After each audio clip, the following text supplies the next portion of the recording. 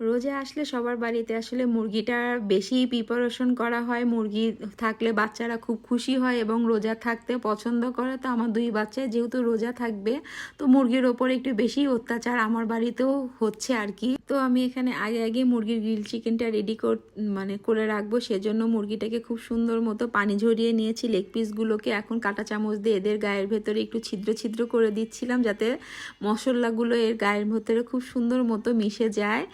এই যে আমার সবগুলো লেগ পিসকে কাঁটা চামচ দিয়ে ওদেরকে একদম খুঁচা দিয়ে ওদের শরীরে যা যা অবস্থা করা দরকার আমি সবভাবেই তাদেরকে একদম ব্যবস্থা করে ফেলছি খুঁচা দিয়ে দিয়ে। এখানে আমি বড় যে চামচ তরকারি ওঠানোর আমার ঘরে, সেই চামচ ভরে ভরে আমি এখানে পেঁয়াজ বাটা অ্যাড করছি। আর 2 চামচের মতো আমি এখানে টক দই ব্যবহার করেছি। 3 চামচের মতো এখানে টমেটো সস অ্যাড করে দিয়েছি এবং পরিমাণ মতো লবণ এখানে ব্যবহার করছি। লবণটা যার যার স্বাদ মতো দেবেন, এটা বলার কিছুই নাই। আর এখানে আমি 2 চামচের মতো শুকনা মরিচের গুঁড়া ব্যবহার করছি। একটু জিনিসটা একটু স্পাইসি হলে ভালো লাগে। আর উপর থেকে আমি সামান্য পরিমাণে 1/2 টেবিল চামচের মতো পাপরিকা পাউডার ব্যবহার করছি। এখানে আমি আদা বাটাও অ্যাড করে ফেলছি 1 টেবিল চামচের মতো।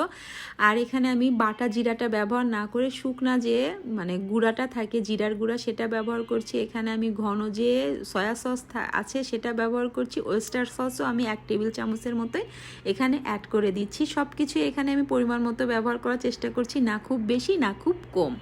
এখানে আমি বারবিকিউ যে সস সেটাও আমি 1 টেবিল চামচের মতোই ব্যবহার করছি।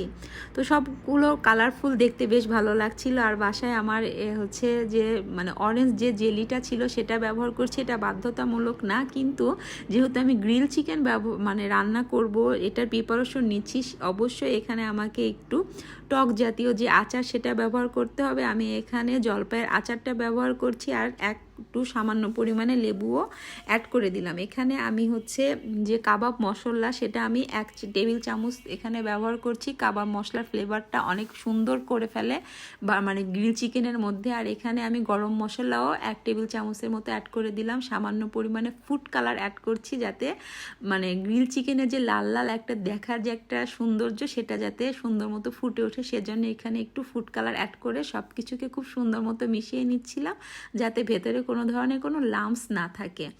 আর যেহেতু আমি এখানে জলপাইয়ের আচারটা ব্যবহার করছি, সেগুলোকে একটু সুন্দর মতো মিক্সড করে ফেলছিলাম। কালারটা বেশ সুন্দর আসছে। এখন এদেরকে একটু মাংস আর যে মশলাটা রেডি করলাম তাদের দুজনে দেখা সাক্ষাৎ করানোর পালা। তো আমি এখানে আস্তে আস্তে মুরগির যে লেগ পিসগুলো সেটা মাংসের যে মশলা রেডি করলাম সেটার মধ্যে দিয়ে দিচ্ছি। এদেরকে এখন খুব সুন্দর মতো সবার সঙ্গে সবাইকে মিলঝিল করিয়ে দিব, এজন্য এদেরকে মাখায় রাখছিলাম। গায়ের সঙ্গে মশলাগুলোকে খুব সুন্দর মতো মিক্সড করছিলাম। এটা খুবই ঠান্ডা মাথায় সুন্দর মতো করছিলাম, যাতে ভালো মতো যে আমি কি বলে খুঁচে খুঁচে যে ফুটা ছিদ্রগুলা করলাম তার ভেতরে যাতে মশলাগুলো চলে যায় এবং খাবারের টেস্টটা যাতে ভালো হয়। কারণ আমি এটা যেহেতু রোজার জন্য প্রিপারেশন করে রেডি করে রাখছি, খাবারটা অবশ্যই ভালো হতে হবে যাতে বাচ্চাগুলো খুব খুশি হয়ে যায়। আমি এদেরকে 1 ঘন্টার মতো আর কি রেস্টে রেখে দিব।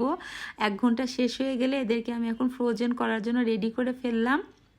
আমি আগে থেকে এখানে নিচে একটা পাতলা পলি দিয়ে রাখছিলাম, যাতে আমার যখন যেটা দরকার হয়, যে কয় পিস দরকার হবে, পলির উপর দিয়ে রেখে দিলে খুব সহজেই আমি ফ্রোজেন আইটেমগুলোকে তুলে ফেলতে পারবো এবং আমার কাজগুলো অনেক সহজ হয়ে যাবে। রোজার মধ্যে অনেক খাওয়া দাওয়া হয়, কাজেও অনেক বেশি প্রেশার পড়ে যায়। আর আমরা যদি কাজগুলোকে আগে থেকে একটু গুছিয়ে রাখি তাহলে কিন্তু আমাদের অনেক সুবিধা হবে। তো যেহেতু 11 পিস লেগ পিস ছিল এখানে, তো একটা বেশি বাড়তি ছিল। তো মেয়ে বলল যে মা এটাকে আমরা টেস্ট করি কেমন টেস্ট হয়েছে। তো মেয়ের কথা মতো আমিও মাশাআল্লাহ এটাকে এখন চুলায় দিয়ে এক্সপেরিমেন্ট করছিলাম আসলে ঝাল লবণ সব ঠিক আছে কিনা। আর যে মশলাটা বেঁচে ছিল, এই যে ঝোলটা, সেইটাকে আমি আলাদা করে একটা বাটির মধ্যে রেখে দিচ্ছি। এই মশলাটাকে যখন দরকার হবে আমি ওই চিকেনগুলোর সঙ্গে এটাও ফ্রিজ থেকে বের করব এবং খুব সুন্দর মতো এটাকে বের করে খেয়ে ফেলবো। আর এই যে খুব সুন্দর লাগছিল দেখতে। আলহামদুলিল্লাহ, একটু কষ্ট করে কাজ আগে থেকে গুছিয়ে রাখলে কিন্তু কাজগুলো খুব সহজ হয় এবং আমাদের জীবনযাত্রা অনেক সহজ হয়ে যাবে। সবাইকে অসংখ্য ধন্যবাদ। যারা যারা আগে থেকে আমার মতো প্রিপারেশন নিচ্ছেন রোজার, সবাইকে অগ্রিম ধন্যবাদ। আল্লাহ হাফেজ।